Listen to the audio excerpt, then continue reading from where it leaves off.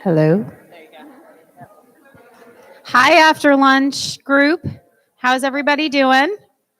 Great. Okay, I first want to make a little announcement and we'll all close our eyes if you're one of those people. But there's a social emotional learning session that's next door. So if you're supposed to be in that, you're actually supposed to be in there. So we can all close our eyes and you can go there and not feel sad about it. Is there anybody or we're all in the right place? Okay. So, first of all, thank you so much for letting Scholastic just be a part of this event. We're just super excited to be here. Our company has been around for 100 years. We are going into our second 100 years. We're really excited about it. I'm sure most of you have some great memories with Scholastic. We're a literacy company. I am the Florida director. My name is Stephanie Sefjack.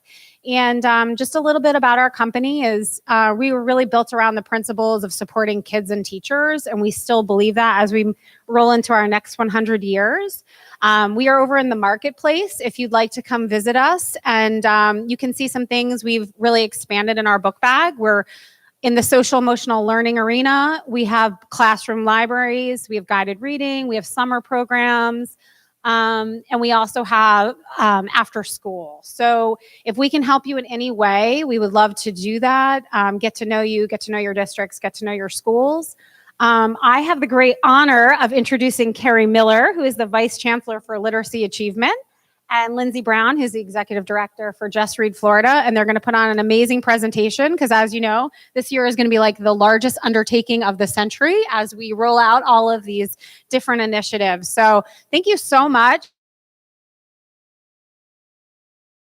With some goodies inside. So you can take home some SEL books, some professional books, and that's it. Thank you, Stephanie. Appreciate the introduction. Again, my name's Carrie Miller. I'm the Vice Chancellor for Literacy Achievement at the Department of Education.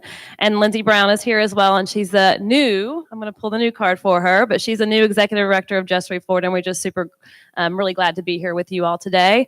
And just kind of giving you all an overview of a lot of the major areas of emphasis and focus as it relates to literacy in the state of Florida. You will see Commissioner down, there's been a major focus on literacy, specifically early learning, as well as ensuring kids exit third grade with the sufficient reading skills they need to be successful to learn, graduate, and succeed. So there is a major area of focus and emphasis as it relates to the supports in which the Department of Education is providing districts to further support you in improving literacy outcomes within your schools. Again, I would love to get a feel of the room a little bit of who's here as it relates to districts, right? District representation. So I'm going to just kind of go around the room. If you can just do a little shout out, that would be fantastic. This table over here, shout out districts. Miami-Dade, Pasco, Flagler, Miami-Dade, Pasco. Oh, a whole table of Pasco. Excellent. Great representation. Middle here. Broward. Excellent. Osceola. Charlotte. St. John's. Again, Miami-Dade. Great representation. Here we go. Look at y'all representing Pasco. Okay, here. Oh my goodness, a room full of Pasco. I have to say, Miami-Dade, you may not have showed up like I thought considering Pasco's representation versus size. I'm just kidding, but that's awesome. So welcome all of you to today in this session. It'll be a little bit of a whirlwind, so please, I am very informal in delivery. I have no problem stopping and answering any questions along the way, but we also our goal is to have time at the end for you all as a table to kind of talk about your thoughts as it relates to what I'm sharing with you today, as well as potential obstacles that you may face as it relates to some of these policies that we are required to implement moving forward to help us help districts and schools with effective implementation of all the policies that are coming down the pipe, okay? So I do want to give time at the end for y'all to have those table group discussions and then kind of sharing out, again, for us to get a pulse on how we may need to provide more support in certain areas to help y'all implement things more effectively in the very near future, okay? All right, I think with that said, I think we're ready. Okay, so I'd like to always start with data, and clearly this year was a challenging year, a very unique year, right, as we all know, but we always start with the most current data in which we have, and kindergarten readiness is actually something we have the newest data on currently. However, you have to take the kindergarten readiness data with a little bit of grain of salt. Right? Because last year we had 53% ready for kindergarten. Okay. We know that this is based on our Flickers assessment, which is STAR early literacy. Okay. That is the indicator to determine if kids are ready or not when they enter kindergarten currently in the state of Florida. Last year, again, was 53% ready. This year, we show that we have 57% ready. But there are two things to consider when looking at this data, and that we had a lot less kids assessed with Flickers. Matter of fact, 60,000 fewer kids were actually assessed with Flickers this year because of our situation at hand. And as well as when they were assessed, right? Everyone started school at a different time. There was flexibility clearly provided that you have to administer the assessment within the first 30 instructional days. That meant something very different across the entire state of Florida. So you do have to really think about those two considerations when looking at this data. But it does show just a map of percent ready, and the blue shows 60% or above ready, and 14 districts fell in that category. And then those that 59% below are the rest of the districts that are in red. Okay. So again, last year, 53% based on more so real data, I should say, as it relates to representation of the state, versus this year, 57%, considering those two considerations. So I share this as this is just a national stat that shows why it's so critically important to focus early, right? To put your focus earlier than even kindergarten through grade 12, ensuring we're setting kids up for success, ensuring they enter kindergarten ready to learn. And really the only reason I share this is because there's a stat that basically says that more than children who enter kindergarten behind, around 75% will never catch up with their peers. Never. Okay, so it shows the sheer importance of your pre-K programs. If you offer a voluntary pre-K program or any other pre-K program that might not be voluntary pre-K, or encouraging folks to participate in the VPK programs in which you have, it's a little more structured. There's standards, that's the area of focus. They're providing intentional teaching in their VPK programs. So really thinking about how, as educators, as administrators, thinking about pre-K and the kids in which are coming to you if you start kindergarten. Many of you probably have a pre-K program, but the sheer importance of ensuring we start as early as possible and getting them the services and supports they need to enter kindergarten ready to learn. Not ready to read, not reading, but ready to learn, okay, entering that classroom. So this is basically the trend data using basically our assessments over time, right? We have, those of you that have been around a while, we had FCAT, right? Then we had our FCAT 2.0, and then we had FSA.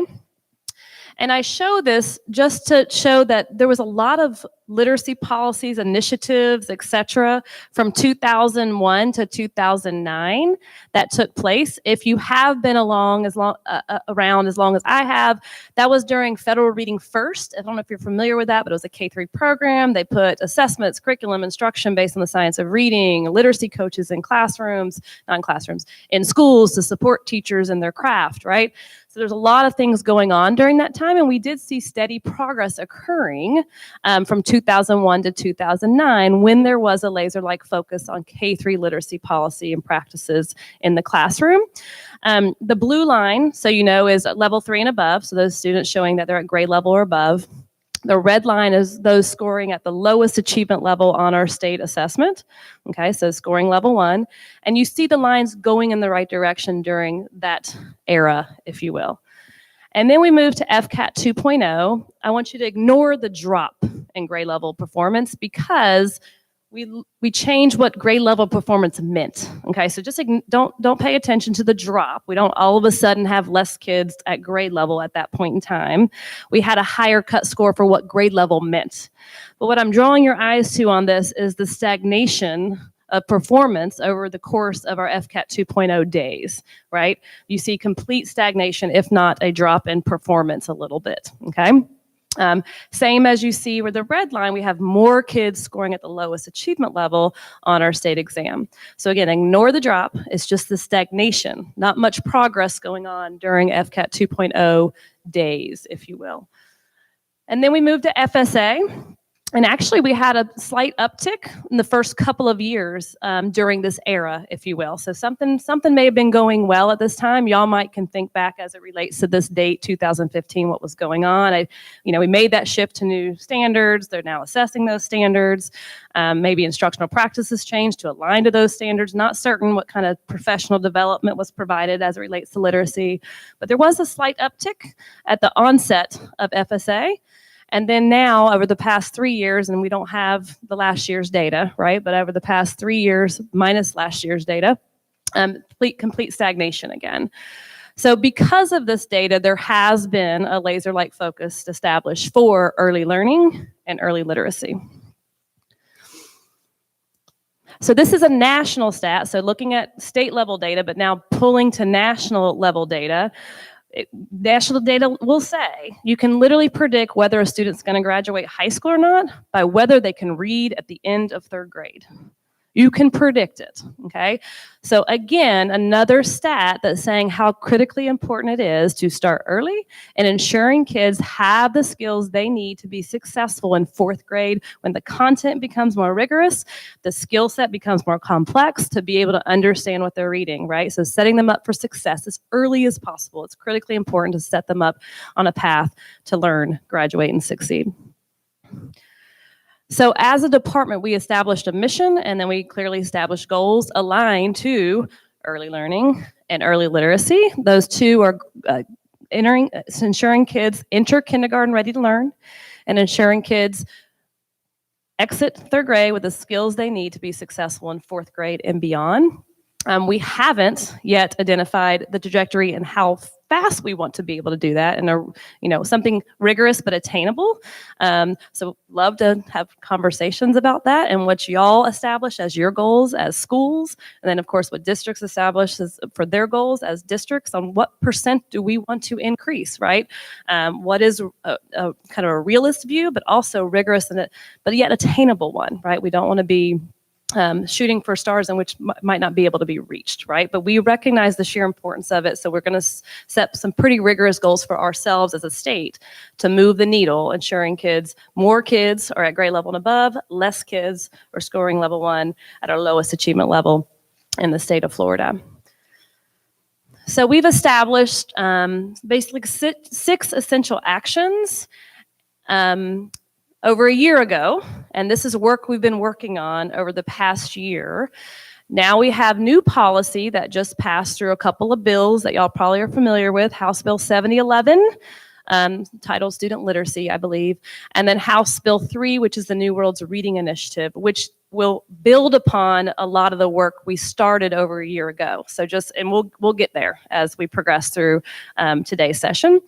But here are the 6 actions we identified that were essential to start moving the needle and provide better supports to districts and schools to support you all in improving literacy outcomes for kids. So the first one is establishing a screening and progress monitoring data collection system, and really solely to build this to help districts and schools during this time that we're in. To support them effectively, right? We don't have data points to use as a state right now. We didn't, right? Because of last year. And so this was an opportunity for us to collect the data that you currently gather yourselves using your screening and progress monitoring tools, allow us to collect that data for us to then provide better supports to districts and schools. That was the sheer purpose of creating this during this time period, okay? You'll see later, this is now kind of an improved practice through a bill that passed, which will make those connections at the end. Number 2, statewide professional development for educators, based on our new best ELA standards. And they're grounded in the science of reading, and then also focusing on providing high quality reading endorsement pathways for teachers across the state, recognizing some of the new requirements as it relates to who's required to be reading endorsed to provide certain services and supports to kiddos that need some additional help. So we are been working diligently to create 2 high quality reading endorsement pathways for teachers across the state to take advantage of. We'll talk more about that. Number 3 is establish a regional structure to provide that support. And we've done just that. We have state regional literacy directors across the state this year, and that will actually grow to have teams to better support districts and schools based on some bills that passed. We'll talk more about each one of these. Number 4, upskilling literacy coaches through development of a literacy coach endorsement. So this work was, again, a lot of this work was developed because of CARES.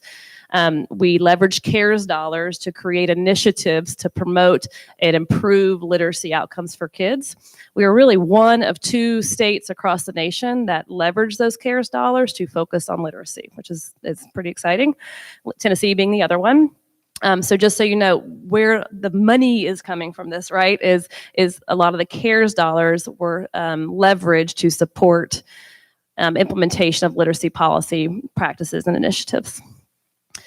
Number 5 is strengthening instructional materials. So we've got 2 ways in which that was done over the course of the year and a half. One, we have our instructional materials adoption, which we haven't had one of those in a very long time. So I feel as though we have a lot of work to be done as it relates to getting more current resources, materials, curriculum in the hands of you all that are aligned to our best ELA standards. So that was one avenue. And then the other vehicle was through what we called a high quality reading curriculum grant.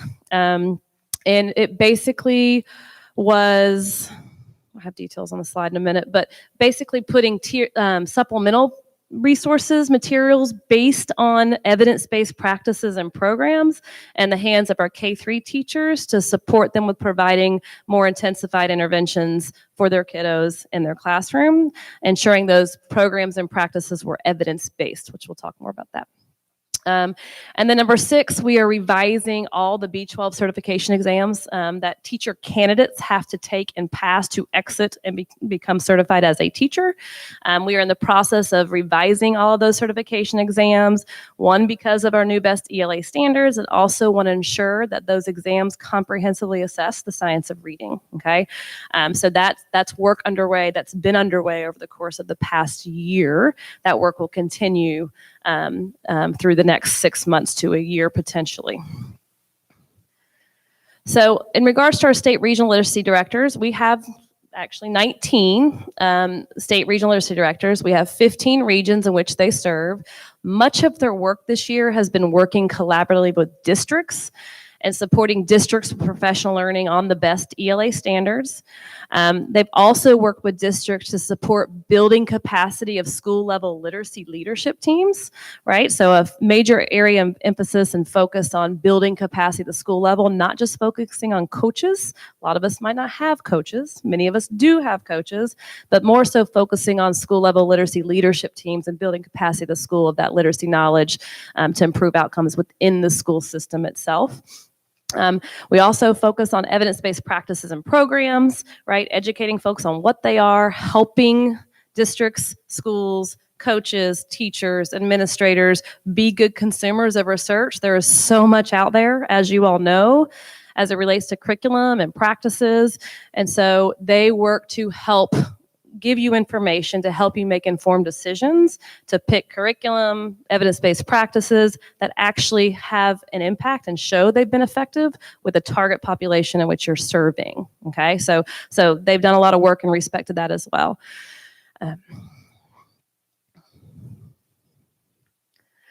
So the bucket of upskilling highly effective literacy coaches, we were charged through CARES dollars, that's one of the initiatives, to create a literacy coach endorsement, a literacy coach certification, something, right? That would be a designation on the on their certification, right? And so this year, we've been working to create these literacy coach definition And then the standards, basically what we think coaches need to know and be able to do to improve teacher practice that ultimately improve student outcomes.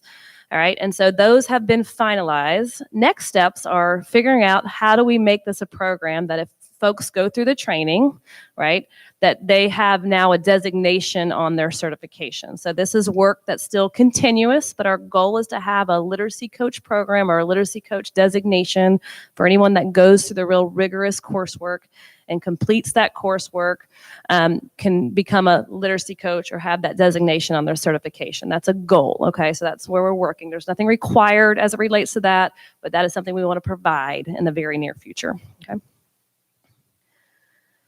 So capacity building for reading. So here, again, through CARES dollars, we were working to provide 2 high-quality state-offered reading endorsement pathways. If, again, you've been around a while, we've had the reading endorsement for a good long while, and there is a plethora of reading endorsement options and trainings for teachers, coaches, educators in general across the state, and they range, right, from not so great to awesome, right? We have some unbelievable programs out there ensuring teachers have the knowledge and skill to teach all kids to read when they go through that program or that endorsement pathway, but we also have a lot that aren't so great. So this is our opportunity to try to provide a more consistent, high-quality reading endorsement pathway for teachers, free of charge, for them to go through to become endorsed in the very near future. So one of those is the UF Lastinger Center. It's called the Literacy Matrix. That is a total virtual option, okay? They have what's called navigators. They help them go through it. They give them feedback on the lessons they submit. They're supported through that, but it is completely, entirely virtual. And at the end, if they complete it and pass those little mini assessments along the way, they become reading endorsed, okay? It's called the UF Lastinger Center. It's Literacy Matrix. We have 4,500 slots for teachers. We have 3,200 filled. So there are slots available as we speak that teachers can take advantage of as a free option to get endorsed. And it is a high quality pathway to the reading endorsement. The other option is in development. So Florida Center for Reading Research, nationally recognized research entity for reading, FCRR, they are developing a full reading endorsement pathway for teachers. This one will be offered face-to-face, as well as clearly if we're doing webinars, like that kind of virtual, but it's a face-to-face option. So for those teachers and educators that need this, right? We need face-to-face, we need our hands-on, that kind of thing, that provides that option. And our goal is to be able to provide this very soon, but January 2022, okay? So January is our ultimate goal to start rolling out this new high-quality state pathway for the reading endorsement, recognizing the content is going to be super sound, but we're also going to be pretty tight on who actually provides the training of the content, because we know that content matters, but who's delivering the content is just as important, okay? So we will be pretty tight to ensure it's a high-quality pathway for teachers if it's going to be a state option to be provided for them, okay? And then lastly, we are revising, refining resources. I don't know if you've heard of the student center activities at the K-5 level. At FCR developed originally. We're revising those. We're actually going to make them come to life through what's called a boom card. So we've got a lot of work going on as it relates to that resource for teachers. We also are, which I think is probably most relevant for this group, but we are revising and refining and realigning an existing school level literacy walkthrough specifically for K3 is our area of focus first, just because of our timeline for best standards implementation. But we are refining it. There's a tool that exists, and we are revising, refining, and making it way better to help you all as educators, as administrators, to know what to look for, right? When you go in a classroom, how do I know this benchmark's being taught with explicit and systematic instruction and kids are understanding what they're learning, right? So it's a tool that I think would be helpful for you all as it relates to look-fors, if you will, when you do your observations within schools. So I mentioned the high-quality reading curriculum, RFA, that was underway, already done. Materials should be coming if they're not there yet, and getting training on it outside of the instructional materials adoption. So every district took a different approach to this depending, but this was something that we provided, again, instructional materials for Tier 2 and Tier 3 interventions and supports in the K3 classrooms. And then I'm going to pause there. I'd love to open it up for a couple of questions if there are any at this point. Again, we will have time at the end to have some table group discussions before I turn it over to Lindsay to talk about a few other things that are going on.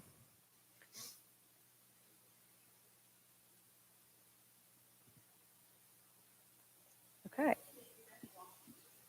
So that's a great question. We actually had a conversation just this week about the walkthrough tool. So not to confuse anybody, but I'm going to try to explain this as succinct as I can. So our goal is to have this tool refined, revised, and ready to test with what we have identified as a state, our implementation zone. If you happen to go to implementation science session here at all with Paul Burns and Abby Stewart, they probably taught a little bit about this, but we as a state have kind of embraced what's called implementation science, and it's really about building capacity and effectively implementing policy, right? A lot of times we give you all a lot of information. Here's a policy, here's what it is. Good luck, right? We're really trying to work more of an implementation science lens and be better at supporting and implementing policy more effectively, because clearly if it's not implemented effectively, we're not going to have the outcomes we want, right? So it's something we've embarked upon. So we are going to first and foremost test it out in our implementation zone and refine and revise along the way to then scale. So this one's not going to be for August, okay? But I'm hopeful that we'll have something for the very next upcoming year. We hope to roll it out at Summer Literacy Institute the following year, but doesn't mean the refined, revised draft would be available. I think what we'll do is probably provide it, right, while we're testing it out and as we build it and make it better, right, to scale. So not to suggest it's off the table to provide, right, but it won't be in its like final form for release. So I hope that helps a little bit. Okay.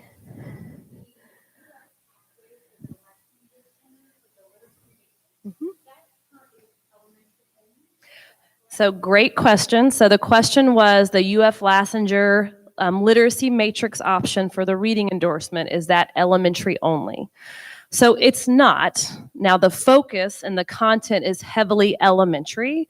It probably would benefit your elementary teachers or those that are interested in get that reading endorsement, specifically elementary. They are building out examples and videos for middle school and high school too. So they can take the course, okay? They can, but they just need to know what they're signing up for, as most of the examples, right, will be elementary driven because that's how it started, but it is growing and we'll have middle and secondary or high school examples as well in the very near future. So yes, they can, but know what they're signing up for, right? You got to kind of, yeah. Yes.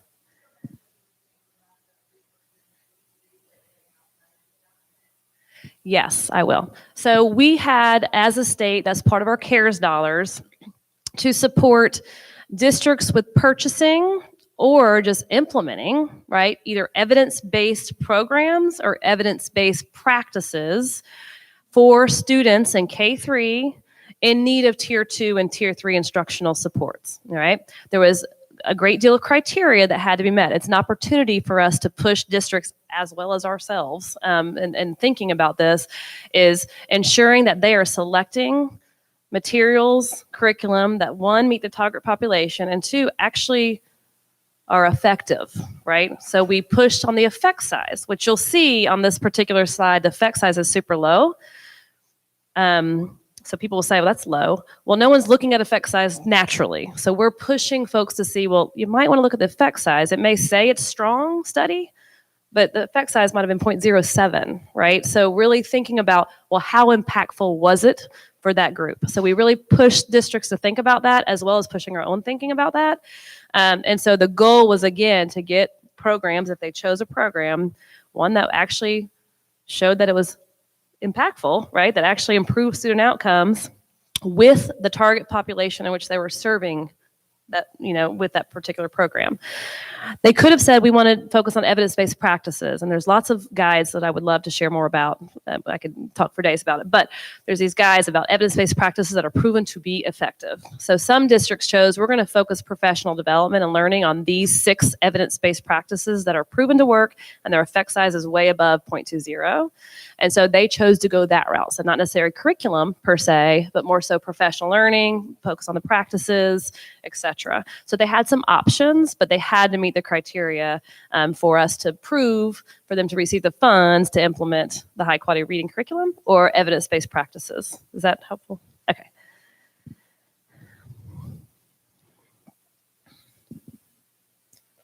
Okay, with that, again, we'll have more opportunities to talk because you're going to want to talk, I have a feeling, pretty soon. So I'm going to turn it over to Lindsay. Again, she's Executive Director of Just Read Florida, and she's going to talk a little bit about current policies in place and some changes that have made along the way. Okay. Good afternoon, everyone. Okay, so our K12 reading plans have been around since 2006, and the full name of that now is the K12 Comprehensive Evidence-Based Reading Plan. In February, it was revised, and so I'm going to talk about the current plan. And your reading plan is done at the district level, but it also kind of dictates what you do at the school level as well. And the reading allocation really prioritizes literacy instruction. So the K12 reading plan is everything literacy. It's your assessment, your instruction, curriculum, and professional learning. And it also outlines your school level literacy leadership teams, who the members are, and we'll also talk about some of the roles that that team could be doing. It also describes the literacy coach roles, so we'll go in depth about what that role includes. The K12 plan also has an updated Florida's Formula for Success, which now includes our multi-tiered systems of support, and it establishes a definition for evidence-based practices and programs. So the school literacy leadership teams can be found in Section 3 of the rule in the plan. They align together. And the team is inclusive of the principal or a school administrator designated, the reading coach, media specialist, any lead teachers, and any other relevant team members that the principal feels should be on the team. Some of the things that this team does is get together to plan professional learning based on the needs of the teachers at the school, brainstorm any initiatives for literacy, along with creating a timeline of how those initiatives will be implemented. And just really looking at the school data to see what needs to be done to improve school achievement at your school level. The K12 plan also includes our literacy coach model, which most school districts use. There are a few that use their own evidence-based coaching model. If your district chooses to use their own, you have to explain how the coaching model is monitored and how it's implemented and the effectiveness of it. This section of the K12 plan, as well as many of the other sections, include kind of like a communication plan for how the district communicates with the school and the reading coach to address areas of concern throughout the year. And the literacy coach's role also has a professional learning focus. And the three main things that the literacy coach could be providing professional development on are the 6 major reading components, which we'll talk more about in a minute. Also administering and analyzing instructional assessments, as well as differentiating instruction and intensive interventions. So keeping in mind, this would be the professional learning focus for your literacy coaches. And this slide outlines the literacy coach role. So it includes ultimately working with the school principals to plan and implement evidence-based instructional materials, modeling effective instructional strategies for teachers, training teachers to administer assessments, analyze the data, and then using that data to differentiate their instruction. The literacy coach should also be coaching and mentoring teachers daily, working with teachers to ensure that evidence-based programs are implemented with fidelity, helping to increase instructional density to meet the needs of students. So layering instruction, reducing transition, maximizing every moment of instruction that we can. The literacy coach would also participate in the literacy leadership team, and then really prioritizing time at your school to the teachers' activities and roles that have the greatest impact on student achievement, with a focus on coaching and mentoring. So quality literacy instruction is really outlined by our revised Florida's Formula for Success, which is now 6 plus 4 plus T1 plus T2 plus T3. So the 6 areas of reading are covered in the formula: oral language development, phonological awareness, phonics, fluency, vocabulary, and comprehension, as well as the 4 types of assessment: screening, progress monitoring, and other formative assessments, diagnostic assessments, and summative assessments. And then the formula goes into our 3 tiers, and this is where you see the MTSS tiers are now included in our formula for success. So the next slide outlines the 6 components again, the 4 types of assessments, as well as each of the tiers. So first of all 3 tiers obviously are standards aligned and need to incorporate any accommodations that students with disabilities, IEPs, and English language learners would need. So that's across the board, as well as universal design for learning is incorporated at each tier. And so your tier 1 instruction is explicit and systematic, scaffolded, differentiated, content rich, and writing in response to reading also needs to be incorporated into tier 1. Then at tier 2, you can see that it's also explicit and systematic, but this is where we're providing small group instruction that's targeted to student needs. There's also multiple opportunities for practice and feedback to be provided, as well as remember that tier 2 must be provided in addition to tier 1. So when a student goes into tier 2 of the MTSS process, this doesn't mean that they're not involved in your tier 1 core whole group instruction. So they're receiving tier 2 services in addition to tier 1. And then students who are in tier 3 would be receiving immediate intensive intervention.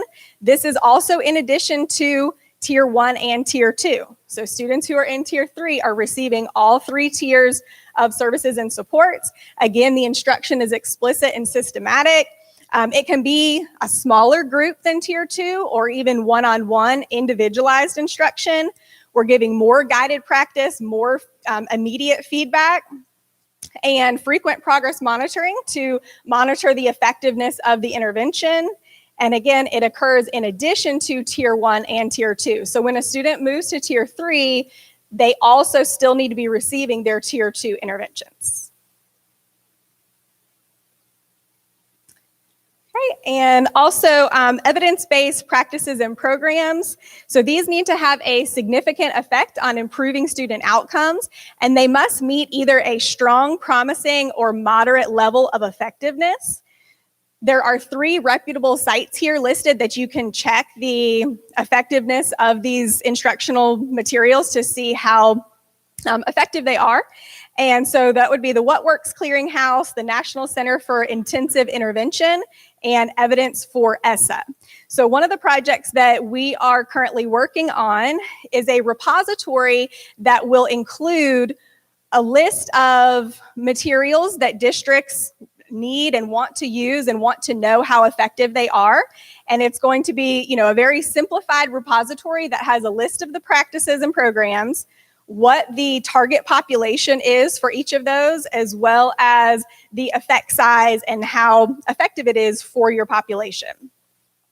And it's a one-stop shop that districts will be able to make informed decisions using that research rather than going to each individual site that's listed here. It's all going to be on one document.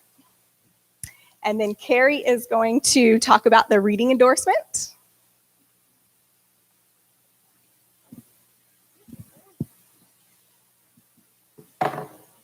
Okay, so House Bill 711 will change these requirements, okay, a little bit, but this is currently what's expected as it relates to reading endorsement requirements for our teachers, educators across the state.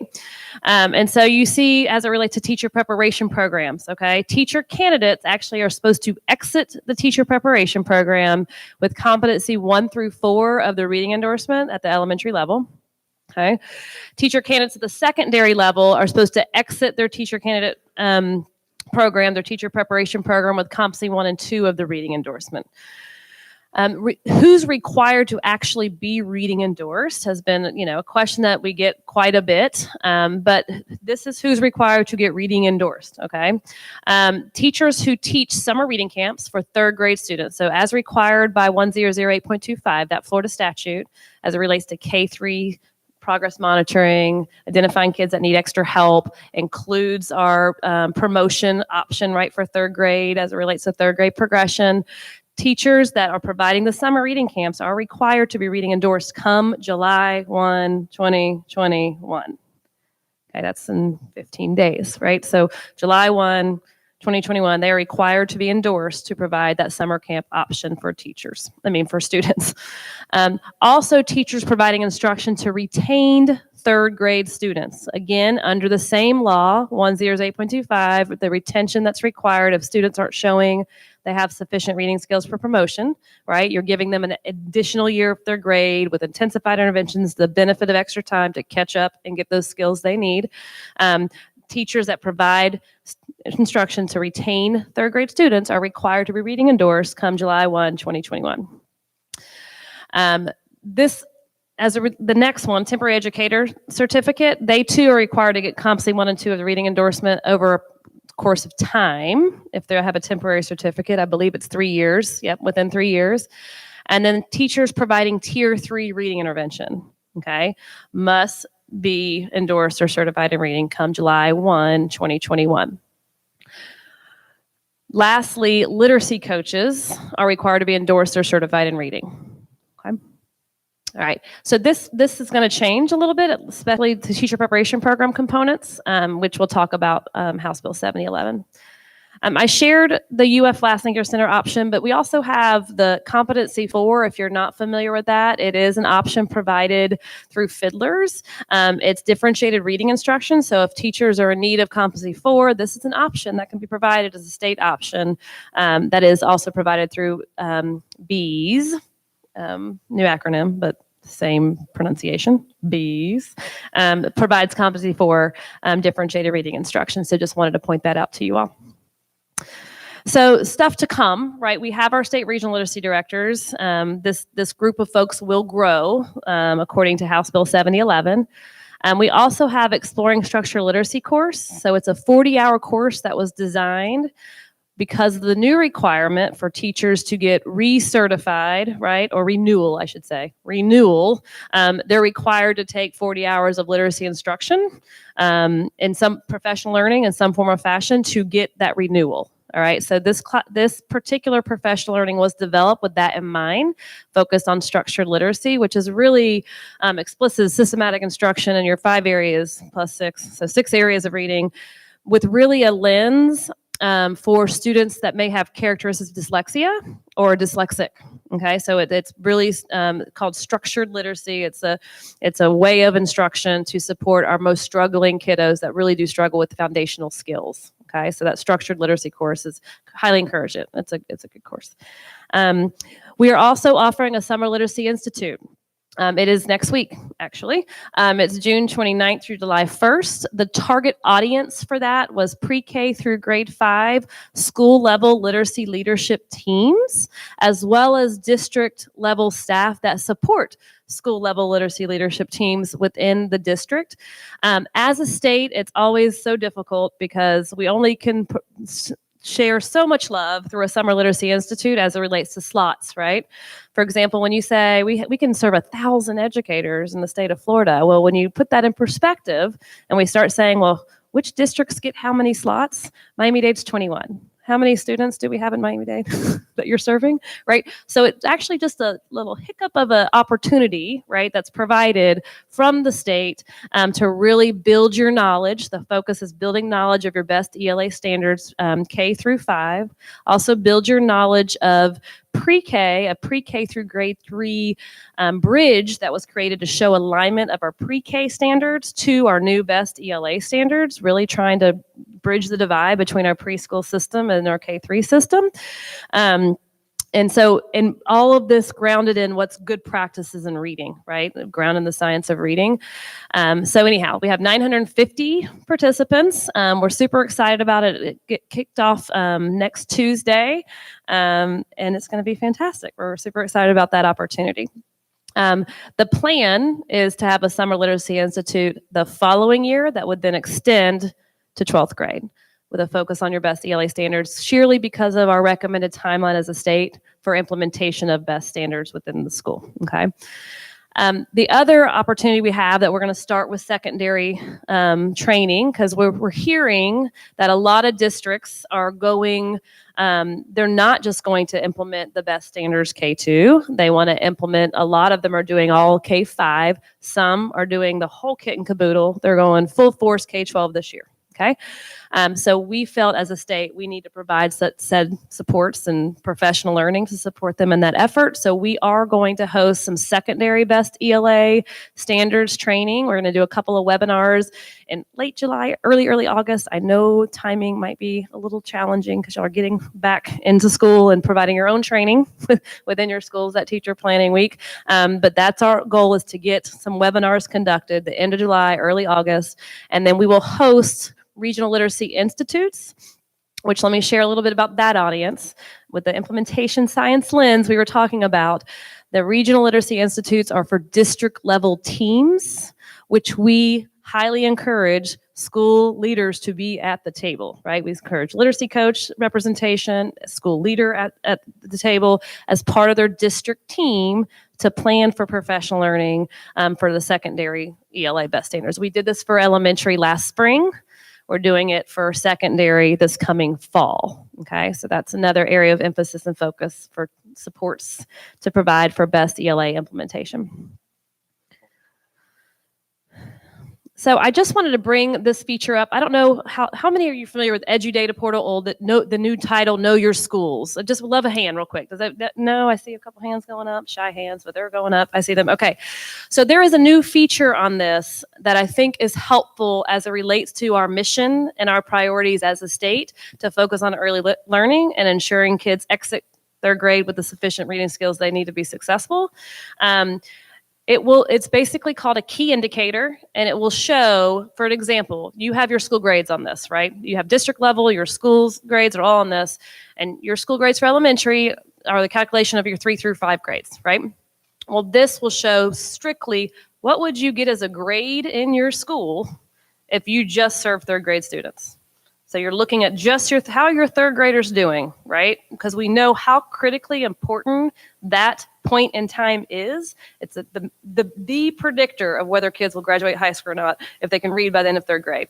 So it's showing you how you score, what your grade is on third grade performance alone, again, just on FSA, but that is how we do our scoring, right, of our school accountability system, of how what grade you would receive for third grade alone. And you can see it by every subgroup. So you can say, well, how about my third graders that are my ELL learners? How about my students with disabilities? And you can compare that grade, that third grade alone grade, to what your grade was as a school, okay? You may be surprised, okay? Me just doing a glance and looking at the first 3, nope, no, I'm not picking on Pasco or Miami-Dade. I just want to latch in order of ABC. It's pretty eye-opening. So it's an opportunity and a very clear data point to say, heck, we're not doing so hot, right? You may find out you're doing great, so I'm not suggesting that's the case.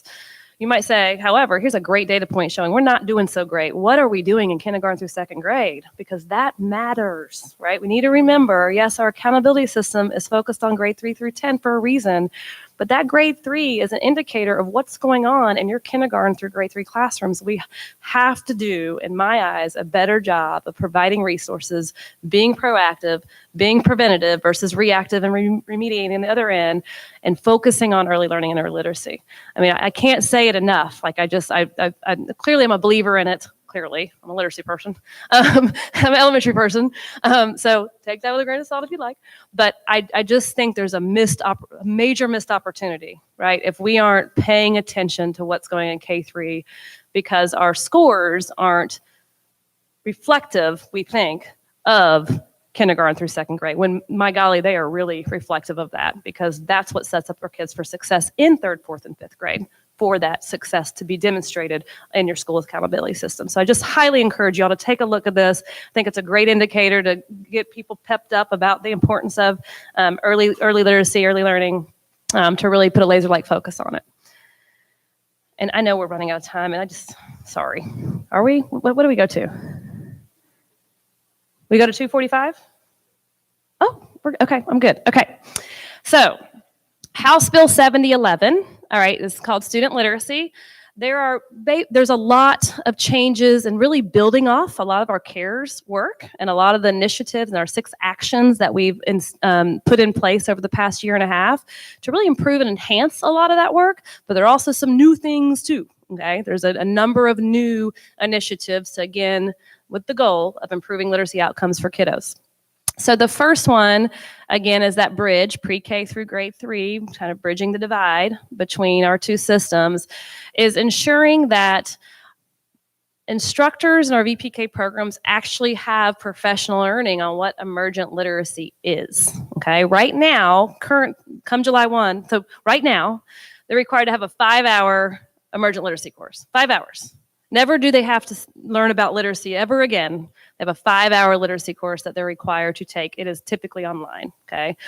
Now, the bill requires them to be 3 5-hour courses on emergent literacy. It also requires for continuing education, after those first 3 5-hour courses, they're required to take 5-hour additional courses along the way every 5 years, okay? So they're setting up an opportunity for continuous improvement, continuous learning, and emergent literacy, okay?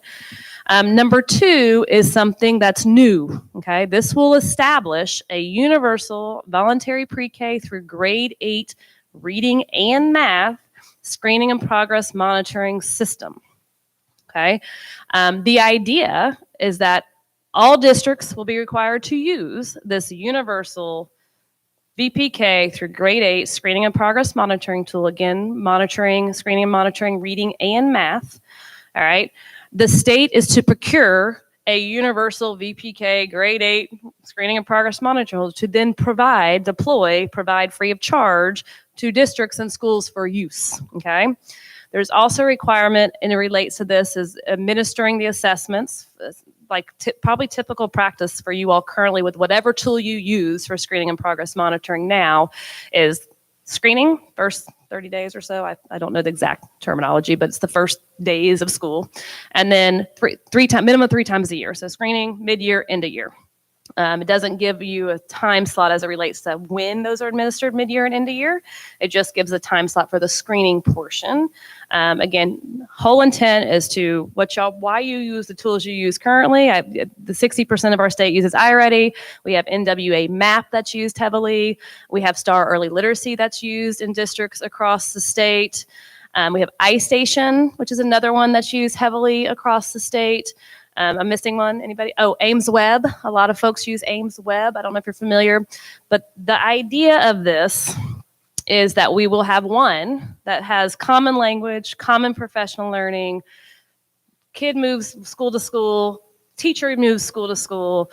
You have a common assessment, right, to use with the ultimate goal of improving literacy outcomes in your school and using that data to help teachers better inform instruction to meet the needs of kids, right? That is the ultimate goal of this, how it's written in House Bill 7011.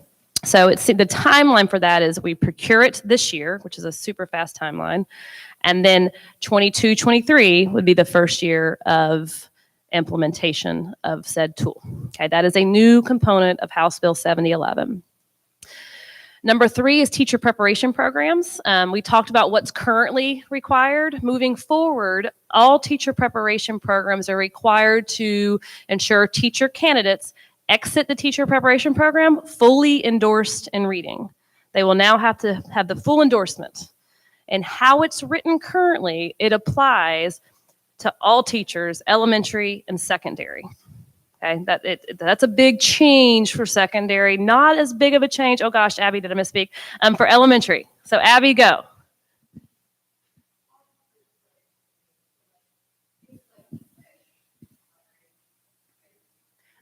Oh, certain coverage areas. Sorry, that's what she's gonna say. I almost had it. Okay. Just, yeah. So clarification there. Like your science teachers aren't going to need to, if they're getting prepared and K-12 science or 6-12 science, like that's not. But if they're teaching English, which is definitely a shift, they are going to need to, they will graduate our preparation programs, and it doesn't matter the route. So this is going to be a big, big change for institutions and like our alternative programs. So if you're going through an EPI program, these changes are coming too, so that you end up with teachers when they make it to your classrooms that are ready to meet the needs of your kids. You're not going to have to do that on the back end. I think the one other thing, because I'm getting a lot of questions about it, is that if you have teachers that are supervising those candidates in your classrooms, they need to be reading endorsed. So we're all going to have to get ready, and it's going to mean that institutions and districts are going to have to work really closely together to make sure that these teachers or these teacher candidates have the right support so that they get what they need while they're doing their internship. So be thinking about that in your schools if you have interns in your schools. Thank you, Abby. So yeah, and the coverage areas themselves, I don't have it in the slide deck. I should have put in the slide deck, but it's the 40-hour renewal requirement. If you're familiar with that, I don't know, I'm not seeing nods. But there's a 40-hour renewal requirement, and they list the coverage areas. It's the same exact coverage areas that are required to have that endorsement. Okay, so thank you for the clarifying point. And then the second part B of that was if teachers are supervising those interns, they have to be endorsed or certified in reading as well. Okay. The next one, number 4, is a program called RAISE, and it's an acronym, and don't ask me what it stands for at the moment because I will not remember. But it has 2 programs underneath it, and the one program is building our regional support teams. We talked about how we have state regional literacy directors. There's 20 of them, 19. We will now require to have 20 regions with regional support teams to support literacy, okay? So this is a massive undertaking. It's exciting. It's new. We can lessons learned from this year of our state regional literacy directors to build a structure to better support districts and schools with assessment, curriculum, instruction, professional learning, everything, right, under the purview or under the umbrella of literacy, okay? And then second part of RAISE is a high school tutoring program, which is super exciting, that they basically, certain high school students that meet a certain criteria can become tutors of students in K-3 classrooms that are having difficulties in reading. And these high school students actually earn credit towards Bright Futures. Let me make sure I get this right. So hold on. So Bright Futures, they get both credit as well as volunteer hours, and it can count towards their Bright Futures. And then they also get a recognition of some sort, like a pen of some sort, recognition of being a part of this program if they do a certain amount of hours to support K-3 classrooms and students that are having reading difficulties. They're recognized in some form or fashion. And it's, again, certain kiddos in high school that meet certain criteria to partake in the actual program itself, which is, I think, an awesome idea. Districts aren't required to do it, but it's an opportunity for them to. Okay, that's something that they can do within their district. It is a district decision as it relates to implementing that high school tutoring program. Okay. And number 5, it's having to do with the K-12 reading plan and the reading allocation. Basically, the reading allocation, it gives an opportunity for districts to use a portion of that reading allocation to provide a Rising K program. So for any VPK student that's at risk or might be at risk of having reading difficulties in the future, they can use portion of their reading allocation to provide a Rising K program focused on literacy. That's, again, a district option, not a requirement. Okay. The other part of the K-12 plan, which I don't know how relevant this is to you, but I want to make sure you all know, is districts now will have to evaluate or reflect upon implementation of their K-12 plan. And then basically we're closing the cycle of continuous improvement, right? They actually reflect upon how that worked for you and how are you going to improve, revise, refine to more effectively support schools with improving literacy outcomes for kids. So that's an additional requirement, closing the loop on continuous improvement and having them reflect upon, evaluate their practice, and then improve upon it for the upcoming year, okay? And then lastly, but there's more in this bill than what I'm sharing. So don't think this is the end all be all. These are just kind of the major areas of focus and emphasis. Is the reading endorsement. We now are required to revise the reading endorsement competencies and indicators. So all the training that's out there, that's a reading endorsement pathway, is developed and provided based on what's called competencies and indicators. They were developed in 2011. We haven't revisited those in now 10 years. We are required to now revisit those, revise, refine, update. There's some criteria as it relates to what we need to make sure we're updating to include, but we will be revising the reading endorsement, which means districts will then have to show how they meet the requirements of the new reading endorsement and how they're going to improve their training moving forward to ensure that they do. And that's it's a 2 to 3 year cycle, if you will, process for that. We are hoping to expedite that. We have like a plan A and a plan B. Plan A would be best for everyone, but might be unrealistic. Plan B is what is expected by the bill, but we were hoping to expedite the process to help everybody in the end. We still hope to do that, right, Lindsay? We hope to do that. Okay. And I will mention one other piece that I think is important and definitely impacts you all is 1008.25, so our K3 policy as it relates to third grade promotion. There is some enhancements as it relates to that, with a focus on increasing parent communication, and also tells you basically what you'll be communicating about. Okay, so I would definitely kind of draw your eyes to that as well. It's about, again, parent communication on a monthly basis for students that have been identified with a substantial deficiency in reading, K3. Okay, and it also has more information as what they want that communication to be about. Okay, and you'll see a large focus on communicating about what services and supports are being provided as it relates to students that may have characteristics of dyslexia or are dyslexic. There is a major emphasis and focus on our most struggling readers, including students with dyslexia. So that's kind of what you'll see as it relates to language in there. But it is the parent communication monthly for kids identified with a substantial deficiency in reading. I didn't say monthly before. And then also shares and kind of requires what you will share information about with parents for that communication. Okay.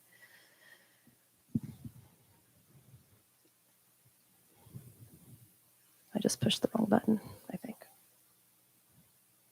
What am I doing? Oh, I got it. Sorry. Had a brain fart. Okay. So House Bill 3 is the New Worlds Reading Initiative. And really, this program is all about putting books in homes for kids that truly need them, okay? That build a home library for them to have books in their hands so they can become readers themselves. It also has a component to support parents with how to conduct a read aloud or how to read with your kiddo at home with these books in which these kiddos will receive, okay? So it's a massively funded program. It's putting a lot of books in the hands of kiddos across the state. The focus for the target population for this program is K5 students that are below grade level, and the eligibility criteria is defined in this bill that it's basically students that are receiving tier 3 interventions at the K2 or 3-ish level. And then for students that score below level 3 on FSA, qualify for this program. Okay, it's a $200 million funded bill that is seed money for this year to make this program happen. And then there's a tax credit component, which I am not your girl for talking about tax credit and how that works, but it's basically the idea is that will sustain this work moving forward. So they've created a tax credit opportunity where there can be donations, and they're saying the donations will sustain this program moving forward after this first year. Okay, so it is a massive program. It's exciting. We're putting books in the hands of kids across the entire state for kids that need them, and giving a parent component to support parents with helping them read with their kiddo at home.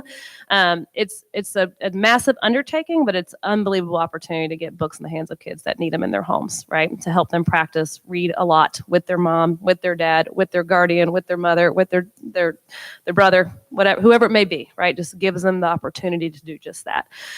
So it's super exciting. There are a lot of district responsibilities that come along with this program. Okay. And so I don't know if we have district folks in here. I feel like we have mostly school level administrators, but maybe some district folks. So there are some district responsibilities that come along with this.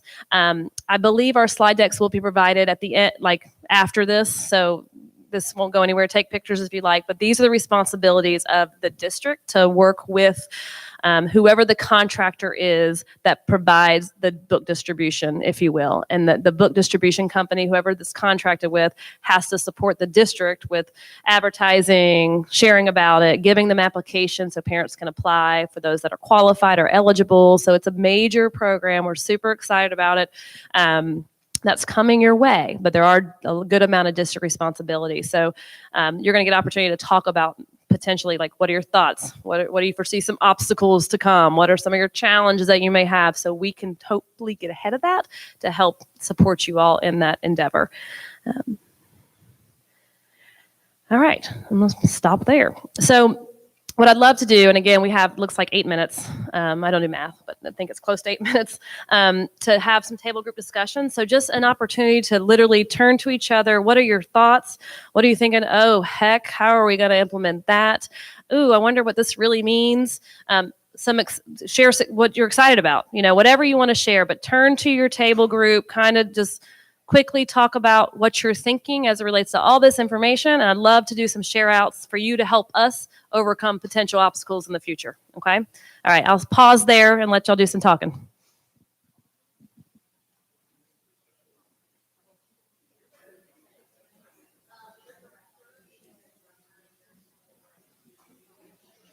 You did good. You feel good? Yeah, good.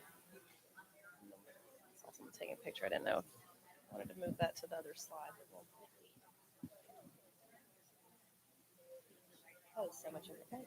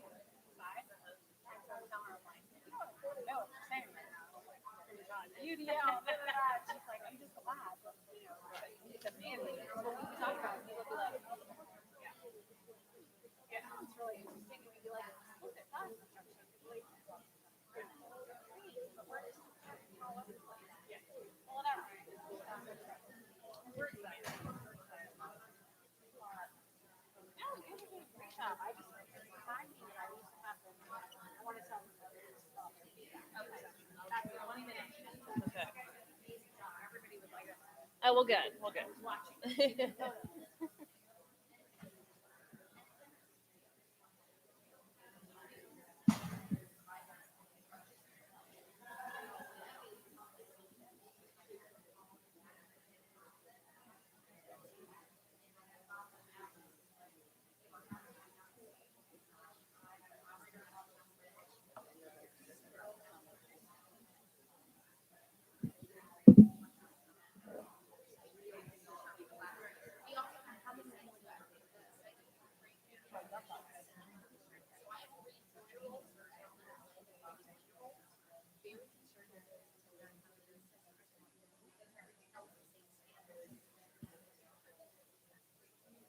Okay, I'm going to bring us back together. I know we could talk probably a good long while, but I'd love to hear some of the conversations that are happening.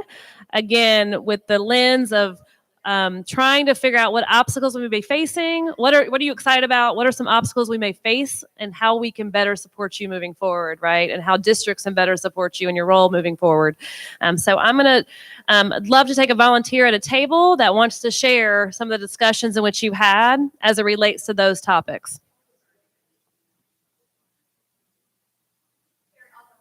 Thank you.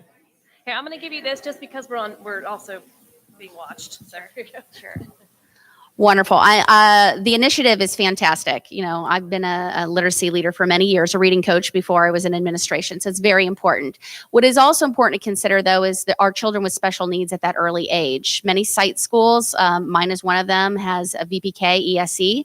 So I have 3 and 4-year-olds that are technically VPK, but they are developmentally delayed, and so are functioning sometimes at a 6-month to 1.5-year-old. And if they're held to the same standard of accountability, obviously the screening of my school will look different than the ones that are across the bridge. And then regarding not only special needs, but students of poverty, as we know, or those minority in our cells, the makeup of a school is important to consider. We know that.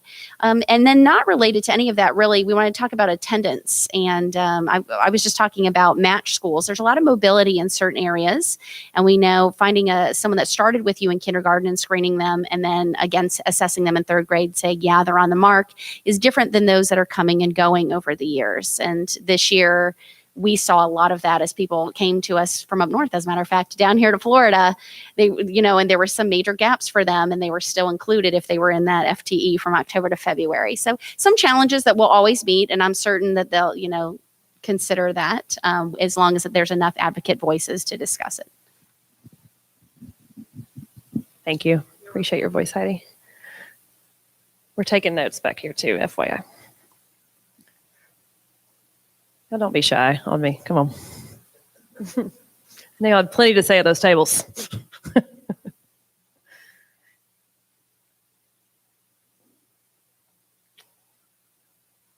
I have very good wait time. I actually taught for 7 years. Thank you.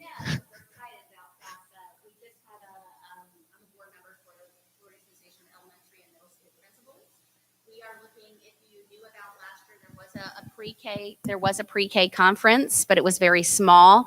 We are looking to, I'm the committee chairman, have a larger conference that is talking about that pre-K to 2 early literacy and the importance of that, and getting as many actual administrators or those in your building that are literacy leaders for the primary level to that conference. So we'll be putting out a survey to principals and districts trying to find out the best date and time, because we know, hey, you can't have them out at the start of the year. You can't have them out this time of the year, that time. They really, and I said, well, we can't have it now because we're all here.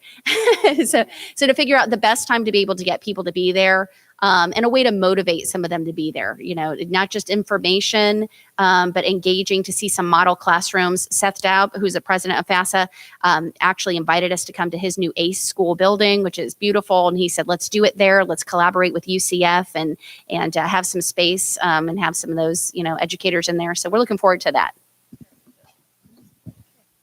So basically, we were just talking a little bit about, and coincidentally, I had mentioned it earlier in talking to my group earlier today about the importance of teacher certification and my concern with getting these teachers ready. And it was nice to see that it was one of the things that was, highlighted today, and we spoke about it. I feel like we don't always have this platform to kind of have these discussions and this dialogue, but I feel like, I'm big on teacher advocacy, getting them ready. And a lot of them are still having such a hard time passing, the general knowledge test, or some of my teachers that have been teaching for a while can't pass the reading or can't pass the math. So they get the temporary, then they stop getting the temporary, then they get, I just feel like, what can we possibly do to assist them more? Because at the end, they are so important to kind of doing all of what we're asking, of them. And we continue to ask more and more and more. So that's what I know we all, I think, kind of feel the same way, because that's why we're here, right? To gather information and be able to present it to them and, help our building succeed. So, and of course, our students. So.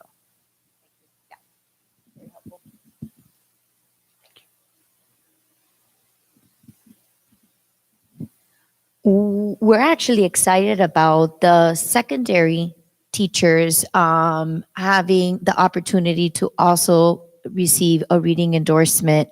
I think so many times we have these secondary teachers that are content experts, but then they have students that are struggling readers that may be able to be successful with the content, but lack the phonemic awareness or fluency, and those teachers need those reading strategies to be able to support the secondary. So I'm glad to see the state recognizes that and is really pushing all Florida teachers to receive reading endorsement, because it is the foundation of all learning. Thank you. One more.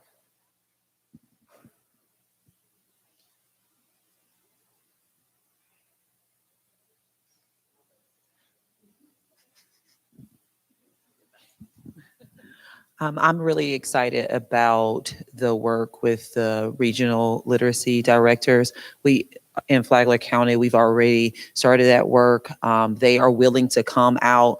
So if you do not know who your literacy director is, please make sure you find out who that person is. And if you do not know who is coming to the Summer Literacy Institute next week, you definitely need to find out, because those people are going to come back with lots of information that will need to go to all participants in order for us to do this well. Truly appreciate the honest and genuine plug, but we do have a great group of individuals that are there to support you in everything and anything literacy, with a major emphasis of supporting you with your best ELA standards implementation currently. After the Summer Literacy Institute also would be a great opportunity to reach out to the SRLDs. That's our acronym, SRLDs. Because that's a great opportunity to start talking about that content in a school level literacy leadership team environment, maybe a district, and say, we want our school level literacy leadership teams to come to X. We're going to have our SRLD come to that event and then provide that professional development support, recognizing they have all that knowledge as it relates to the Summer Literacy Institute we're hosting. So I think there's an opportunity for that.